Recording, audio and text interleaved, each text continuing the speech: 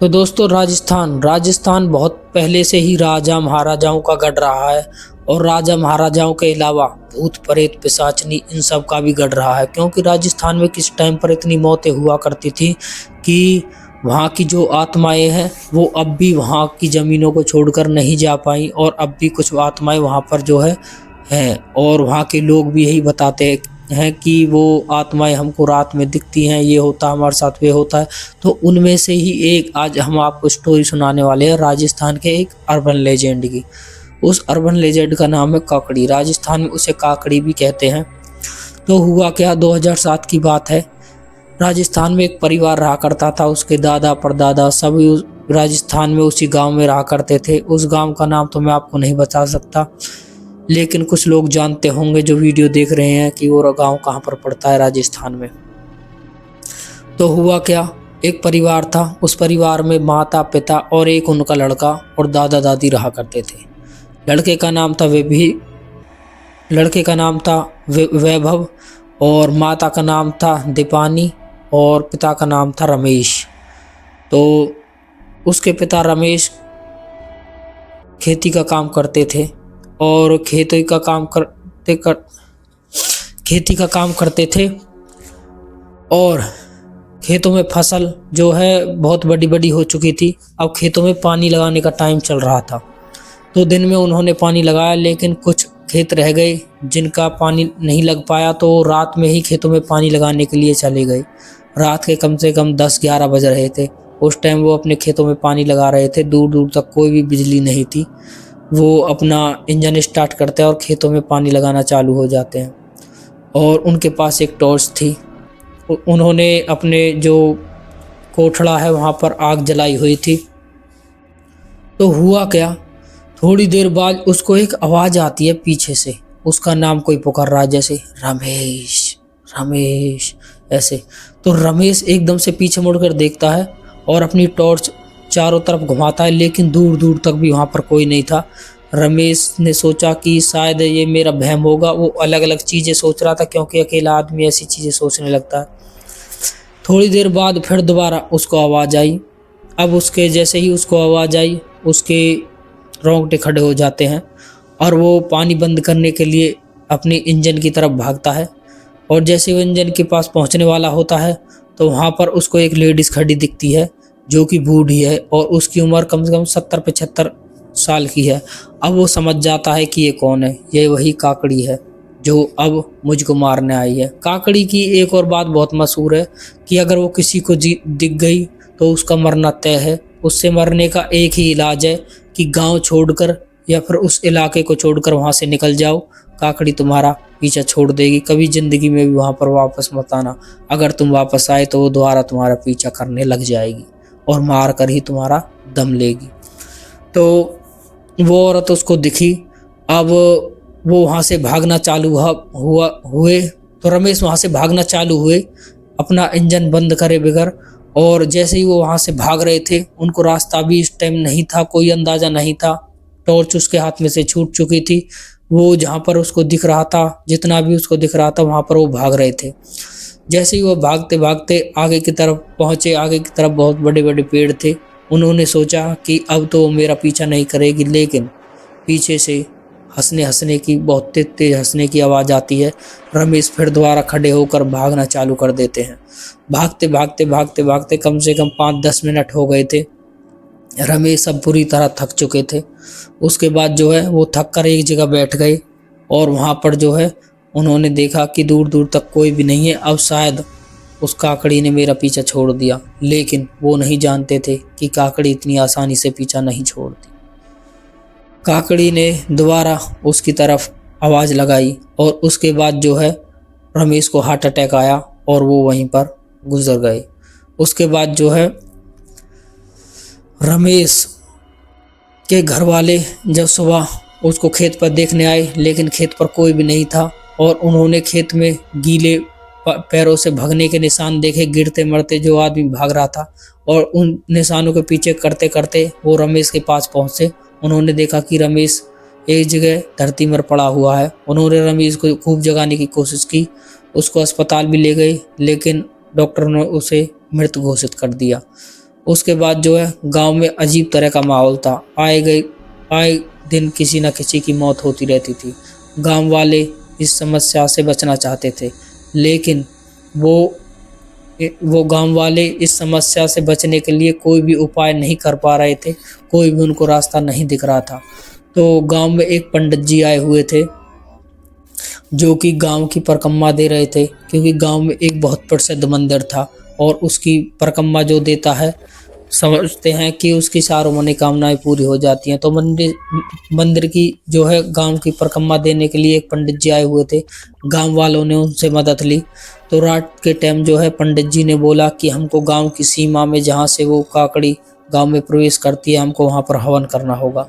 उन्होंने हवन के सारे सामग्री मंगाई, सब कुछ मंगाया। गांव के कुछ बड़े बड़े लोगों को ले जाकर उन्होंने वहां पर पूजा अर्चना की, लेकिन कुछ ही देर बाद वहां पर बारिश आ गई और उसके बाद शुरू हुआ काकड़ी का आतंक। काकड़ी सबके पीछे भागने लगी, कभी किसी को आवाज आए, कभी किसी को आवाज आए, और सब इधर उधर भाग रहे थे। पंडित जी भी वहां से भाग चुके थे, क्योंकि पंडित जी को भी पता चल गया था कि ये मेरी बस की बात नहीं है, इसको मैं बस में नहीं कर सकता, मैं इसको यहाँ से नहीं भगा सकता।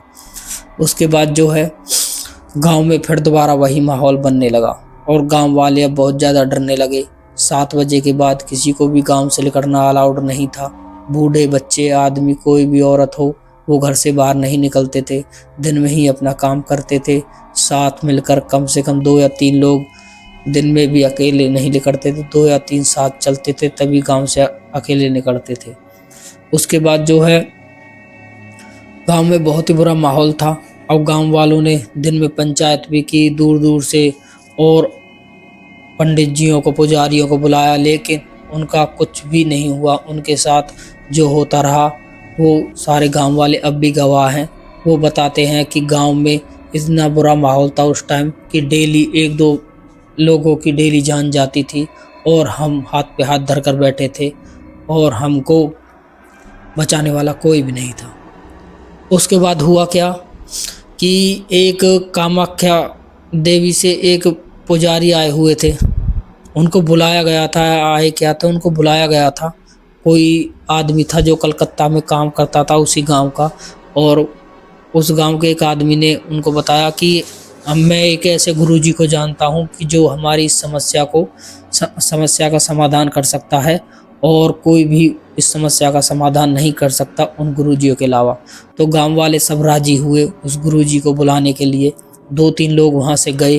3-4 दिन में वे एक गुरुजी को लेकर आए, और जैसे ही वे गुरुजी को लेकर आए तो लोग बताते हैं कि जब तुम गुरुजी को लेने गए उस दिन से आज तक 4 दिन हो चुके हैं, लेकिन 5-6 लोगों की मौत हो चुकी है। तो पंडित जी समझ गए कि इनके साथ हुआ क्या है। उन्होंने बहुत सारी साधनाएं की हुई थी पहाड़ों में, कामाख्या माँ के जो है वहाँ पर हर जगह उन्होंने अलग अलग तरह की साधनाएं की हुई थी। वो गांव में प्रवेश करते ही समझ गए थे कि इस गांव में काकड़ी का जो है बहुत ही बुरा प्रकोप है, और वो इस गांव को छोड़कर नहीं जाना चाहती। और गांव वालों ने जैसा उनको बताया वो समझ गए कि हाँ वही है, और उन्होंने जो है ऐसी और काकड़ियों का जो है वहाँ से हर जगह, कई जगहों से उन्होंने ऐसी काकड़ियों को भगाया था। तो उन्होंने सोचा कि मैं इसको भी भगा दूंगा। तो उन्होंने क्या किया, पूरे गांव के चारों ओर पीली सरसों बिखेरी। उसके बाद गांव वालों से बोला कि रात में कोई भी इधर उधर नहीं जाएगा, कोई भी अपने घर में नहीं रहेगा। गांव की एक चौपाल थी, सारे गांव वाले, बूढ़े, बच्चे, औरत सब यहाँ पर इकट्ठा हो जाओ, और वहाँ पर ही जो है हम मंत्र चांट करेंगे, और उसके बाद मेरे साथ 2 आदमी चलना। हम पूरे गांव के फिर दोबारा से एक परिक्रमा लगाएंगे और पूरे गांव में पीली सरसों दोबारा से जो है फैलाएंगे। उसके बाद गांव के चारों तरफ कील गाड़ेंगे, क्योंकि हम जब गांव को कील देंगे तो काकड़ी किसी को हाथ नहीं लगा पाएगी और गांव में प्रवेश भी नहीं कर पाएगी। तो गांव वाले जो है उनके साथ लगे रहे। 2 से 3 घंटे मंत्र चांट चलते रहे। उसके बाद जो है पंडित जी उठे और बिना बोले वो चल दिए। उनके पीछे पीछे वो गांव वाले भी चल दिए। गांव वाले बहुत ज़्यादा डरे हुए थे, वो डरते डरते गुरुजी के पीछे चल रहे थे, और उनको अलग अलग तरह की चीखने चिल्लाने की आवाज़ आ रही थी। गांव वाले हर आवाज़ के साथ बहुत ही ज़्यादा डर जाते थे, लेकिन गुरुजी ने एकदम से ऐसे हाथ किया कि तुम डरो मत, मतलब बोले तो नहीं, उन्होंने बस ये कहा हाथ से कि तुम डरो मत, मैं देख लूँगा। उसके बाद उनको थोड़ा सा होश मिला और वे पंडित जी के पीछे पीछे चल दिए। 2 या 3 घंटों में उन्होंने गांव की परिक्रमा पूरी की, सरसों बिखेरी। उसके बाद जो है अब गांव में कील गाड़ने लगे चारों तरफ। जैसे ही वो गांव में कील गाड़ते थे, जैसे ही कील जमीन में गड़ती थी, उतने में ही किसी के चीखने की, चिल्लाने की आवाज़ आने लगी। अब गांव के चारों ओर कील गड़ चुकी थी। उसके बाद गुरुजी ने बोला कि गांव के जितने भी पेड़ है सब में कील गाड़ दो। तो गांव में जितने भी पेड़ उनमें वो कील गाड़ने लगे। जैसे वो कील गाड़ते तो उस पेड़ से खून निकलने लगा। सारे पेड़ों से ऐसे ही होने लगा कि ये खून के आंसू रो रहे हो। उसके बाद गांव वाले भी डर चुके थे कि ये बहुत भयानक आत्मा है, ये हमारा पीछा ऐसे नहीं छोड़ेगी। तो गुरुजी ने उनको आश्वासन दिया, ये तुम्हारा पीछा जरूर छोड़ देगी, मैं इसका जड़ से इलाज कर दूंगा।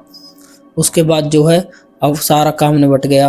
अब गांव वालों को आशंका थी कि हम इस चीज़ से बच जाएंगे।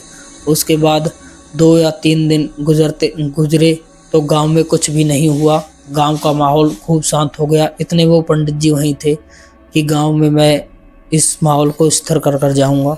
तो क्या हुआ, गांव का एक आदमी जो कि अपना कुछ सामान गांव की दूसरी तरफ भूल आया था, क्योंकि अंधेरा जल्दी हो गया था और वो सामान बहुत भारी था, तो कुछ सामान वो वहीं रख कर आ गया था और अब दोबारा उसको लेने जाना था। वो था खेतों में डालने वाला खाद, और उसको खाद आज ही खेतों में डालना था। दूसरे दिन अगर कोई उस सामान को ले जाता तो उसका बहुत नुकसान हो जाता।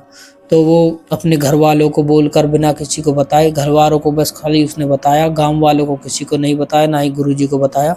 वो उस सामान को लेने के लिए चला गया। जैसे ही वो उस सामान को लेने के लिए गया, वहाँ से उसने अपना सामान देखा कि वो वहीं पर रखा हुआ है। उसने उस सामान को उठाया। उठाते ही काकड़ी उसके सामने आ गई और उससे बोलने लगी, तुम कहाँ से लाए उस पंडित जी को? उसको अभी गांव से भगा दो, जितनी कीले गांव में गाड़ी है सबको उखाड़ दो, वरना मैं गांव का सत्यानाश कर दूंगी।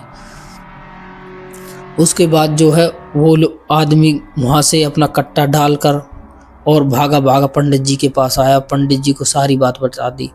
पंडित जी बोलने लगे कि तुम उसकी बातों में मत आना, वो बस तुमको प्रोवोक कर रही है कि तुम इन चीज़ों को उखाड़ दो, वरना मैं तुमको मार दूंगी, तुम्हारे गांव को ख़त्म कर दूंगी। ये बस खाली उसके डराने धमकाने का तरीका है। उसने तुमको इसलिए कुछ नहीं कहा कि वो तुमको इसका जरिया बनाना चाहती थी कि तुम इन सब का जो है गांव का बुरा करो और फिर बाद में वो तुम्हें भी ख़त्म कर देती, क्योंकि उसका बस एक खाली अब यही उद्देश्य रह गया, इस गांव को कैसे न कैसे ख़त्म करना, क्योंकि ये गांव वाले इसके आड़े आ रहे थे और इन गांव वालों ने अपना पूरा गांव किलवा लिया है इसलिए। तो फिर क्या हुआ, पंडित जी गांव से बाहर चले गए और 7-8 दिन गुजर गए तो पंडित जी चले गए वापस, दोबारा काम रखा। और उसके बाद गांव में वैसा कुछ भी नहीं हुआ, लेकिन गांव की सीमा से जो भी बाहर जाता रात को उसकी मौत निश्चित थी।